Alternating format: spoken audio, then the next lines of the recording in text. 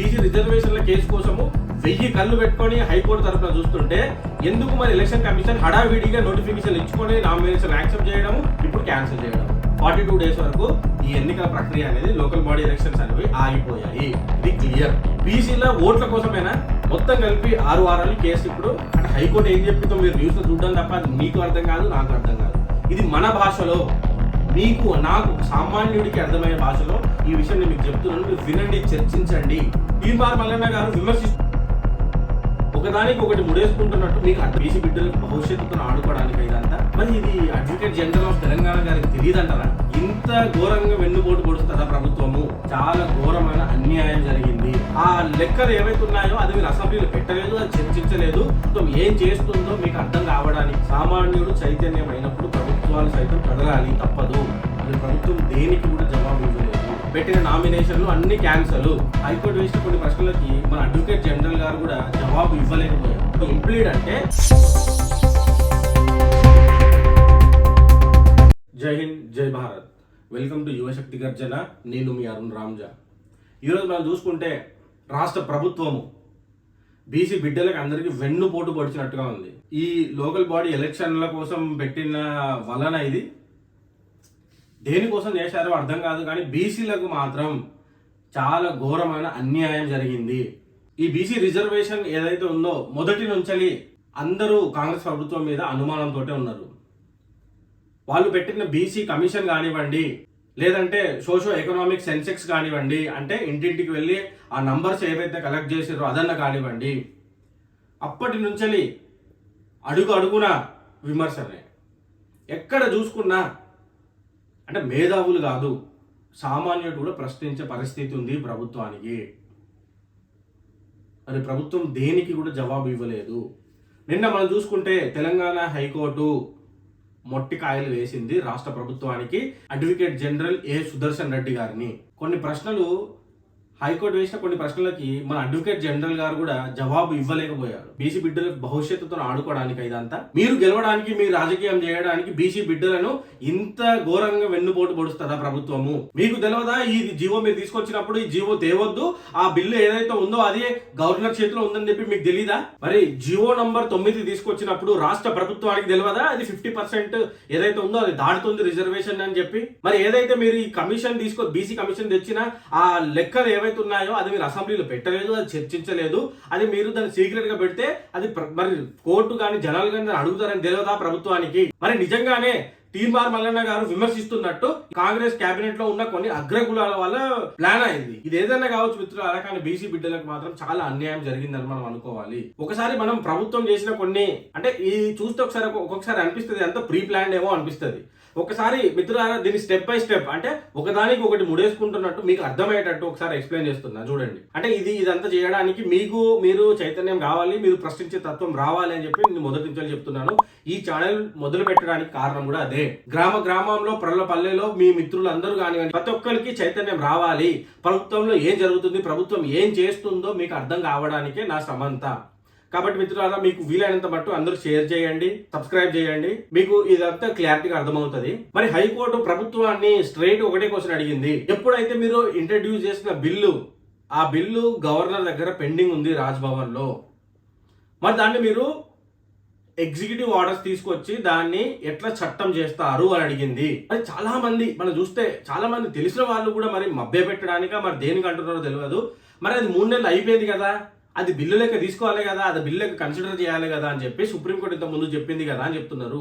Supreme court చెప్పింది అది ఆ ఇంటెక్స్ట్ వేరు, ఈ ఇంటెక్స్ట్ వేరు, దానికి ఇది వర్తించదు అని చెప్పి చాలా మంది లాయర్లు మాట్లాడుతున్నారు. హైకోర్టు, సుప్రీంకోర్టు లాయర్లు మాట్లాడుతున్నారు. మరి ఇది అడ్వకేట్ జనరల్ ఆఫ్ తెలంగాణ గారికి తెలియదంటారా? అడ్వకేట్ జనరల్ గారు ఈ రాష్ట్రం అంటే నిపుణుడు. రాష్ట్ర ప్రభుత్వం ఏ విషయం చేయాలనుకున్నా అది ఏడీజీ గారితో అంటే అడ్వకేట్ జనరల్ గారితో ఒకసారి మాట్లాడిన తర్వాతనే ప్రభుత్వం చేస్తుంది. మరి ఇది అడ్వకేట్ జనరల్ గారు చెప్పాలి కదా, చెప్పలేదా? ప్రభుత్వానికి తెలియదా?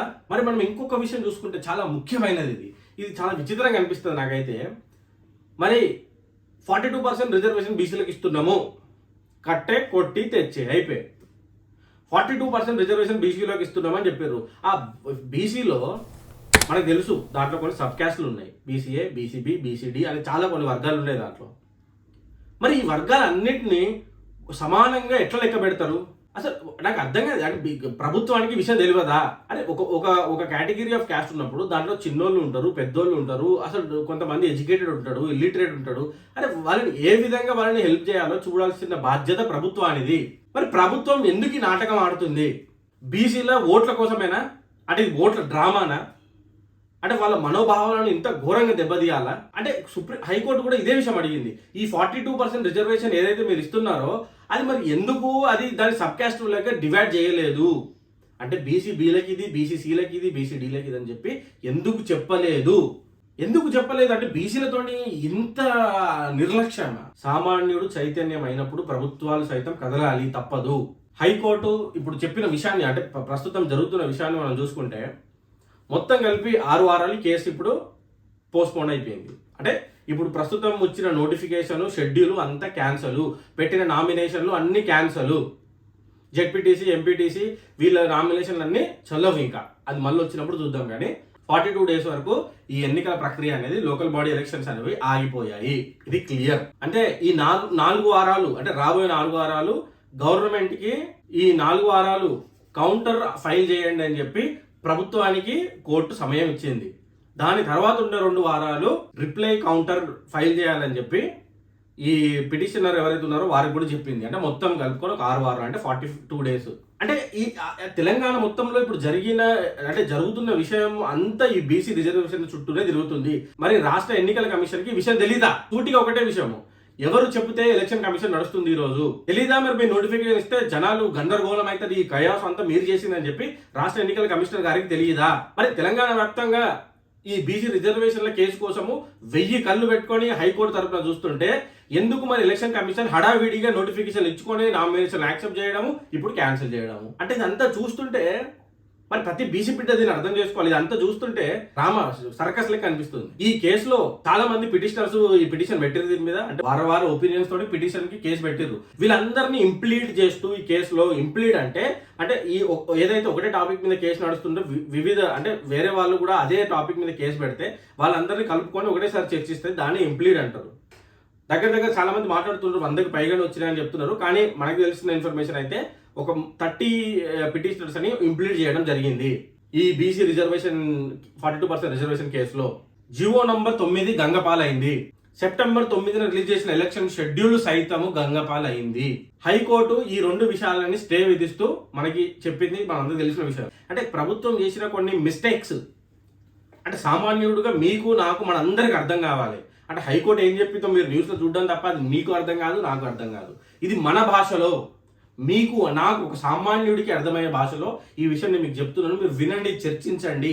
ఈ 50% రిజర్వేషన్ దాటొద్దు అని చెప్పి ఇంతకు ముందే అది కోర్టులో ఉంది ఆ విషయము. అంటే ప్రతి ఒక్కరు ప్రతిసారి అది కర్ణాటక కానివ్వండి, ఇంకొక రాష్ట్రం కానివ్వండి ఇది చేస్తూనే పోతున్నారు, ఇదే సేమ్ గేమ్ ఆడుతూనే పోతున్నారు. హైకోర్టులు, సుప్రీంకోర్టులు వాళ్ళని ఆపుతూనే ఉన్నాయి. మరి ఇది రాష్ట్ర ప్రభుత్వానికి తెలియదా? తెలంగాణ ప్రభుత్వానికి తెలియదా? బీసీ బిడ్డ జీవితంతో మీరు ఆడుకున్నారు, ఇది సత్యము. అంత తప్పుగా అసలు ఏది పడితే అది. ఒకసారి వీళ్ళు బిల్లు పెడతారు, ఆ బిల్లు రాలేదని చెప్పి జీవో రిలీజ్ చేస్తారు, జీవో రిలీజ్ చేసిన తర్వాత అది చేస్తారు, వాళ్ళ ఇష్ట రాజ్యం అయిపోయింది.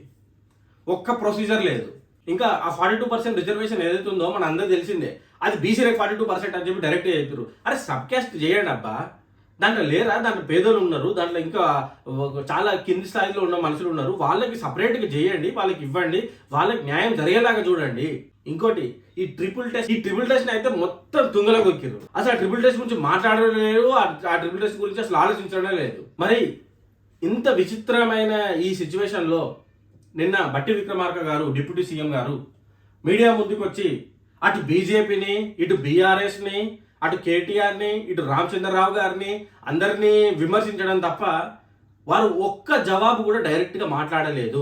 నేను ఈరోజు ప్రశ్నిస్తా ఉన్నా బీసీ బిడ్డల తరపున, మీరు చేసిన ఈ అన్ని డ్రామాలకు బీసీ బిడ్డలు మీకు జవాబు చెప్తారు. హరీష్ రావు ఇది చేసిండు, కేటీఆర్ అది చేసిండు, రామచంద్రరావు ఇది చేసిండు, బండి సంజయ్ అది చేసిండు, జవాబు ఇవ్వండి. సోషల్ సెన్సెక్స్ చేసింది మీరు కదా, ఎందుకు దాన్ని కేటగిరీ వైజ్ లెక్క పెట్టలేదు? ఎందుకు దాన్ని అసెంబ్లీలో పెట్టి చర్చించలేదు? ఇన్ని సంవత్సరాలు అయిపోయింది, ఎప్పుడైనా చరిత్రలో ఉందా ఇది? లోకల్ బాడీ ఎలక్షన్లు ఎన్ని రోజుల? ఈరోజు మనం సిగ్గుపడాల్సిన విషయం ఏంటంటే దేశంలో ఎన్నికల షెడ్యూల్ రిలీజ్ అయిన తర్వాత ఆపడం ఇదే మొదటిసారి తెలంగాణ రాష్ట్రంలోనే జరిగింది. ఈ లోకల్ బాడీ ఎలక్షన్లు. మిత్రులారా, ఈ విషయం మీ అందరికీ నేను అర్థమైందని అనుకుంటున్నా. ఇలాంటివి ఇంకా చాలా విషయాలు ముందు ముందు రాబోతున్నాయి. మీ గొంతే మా గర్జన అని చెప్పిన స్లోగన్ తోటే మేము ముందుకు వచ్చినాం. ఇక ముందు కూడా ఈ విషయాన్ని, ఈ ఛానల్ని ఇలానే ముందు తీసుకెళ్లి అందరికి చైతన్యపరచడమే మా అజెండా. మీ గ్రూపులలో ఈ వీడియోని షేర్ చేయండి.